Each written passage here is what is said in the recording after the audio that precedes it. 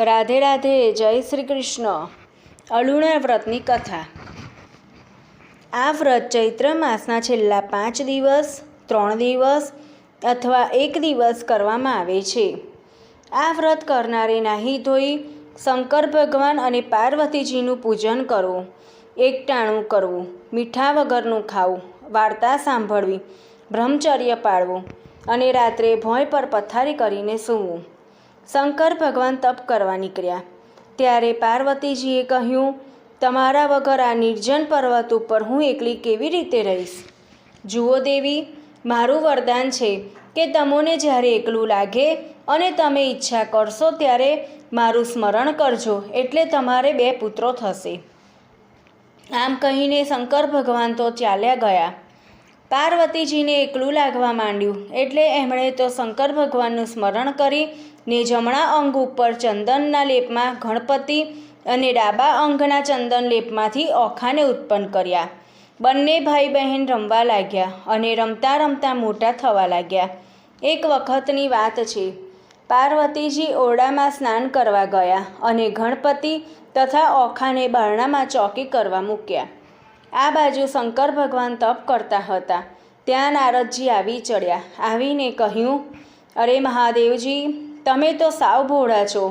તમે તો અહીં તપ કરો છો ને ઘેર પાર્વતીજીને 2 બાળકો થયા। આ સાંભળી શંકર ભગવાન ગુસ્સે થયા એટલે ધુઆપુવા થતાં ઘરે પહોંચ્યા ત્યારે ગણપતિ અને ઓખા ઓરડાની બહાર ચોકી કરતા હતા અને પાર્વતી અંદર સ્નાન કરતા હતા। શંકર ભગવાનનો આવો વિચિત્ર વેશ જોઈને ગણપતિ એમને ઘરમાં જતા રોક્યા। આથી શંકર ભગવાન ગુસ્સે થયા અને ત્રિશૂળ વડે ગણપતિનું માથું ઉડાવી દીધું।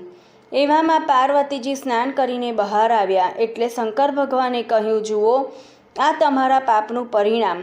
અને ગણપતિનું સપ જોઈને પાર્વતીજી હૈયાફાટ રુદન કરવા લાગ્યા।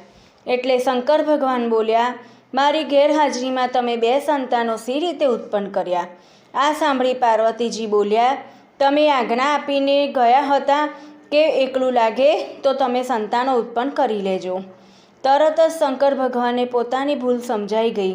એ તો તરત જ દોડ્યા, સામે હાથી મળ્યો એટલે એનું માથું કાપી લાવ્યા અને ગણપતિના ધડ ઉપર મૂકીને એમણે સજીવન કર્યા અને પાર્વતીજીને કહ્યું, આખા બ્રહ્માંડમાં ગણપતિનું પૂજન થશે અને એમની ગેરહાજરીમાં કોઈ શુભ કાર્ય નહીં થાય।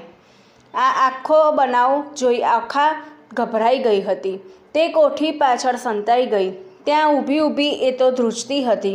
આથી પાર્વતીજીએ એને શોધી કાઢી અને શ્રાપ આપ્યો, તારો જીવ બચાવ્યો અને ભાઈને મરવા દીધો, તેથી તને શ્રાપ આપું છું કે તારું શરીર મીઠામાં મળી જજો અને તારો બીજો જન્મ રાક્ષસ કુળમાં થજો।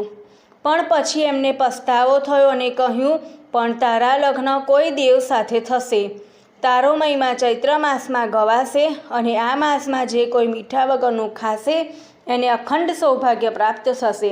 અને ખરેખર એમ જ બન્યું। આ વ્રતના પ્રભાવે ઓખાના લગ્ન અનિરુદ્ધ સાથે થયા। આ વ્રત કરનારને ઓખાની જ જેમ વ્રત ફરજો। હરિ ઓમ નમઃ શિવાય। રાધે રાધે, જય શ્રી કૃષ્ણ।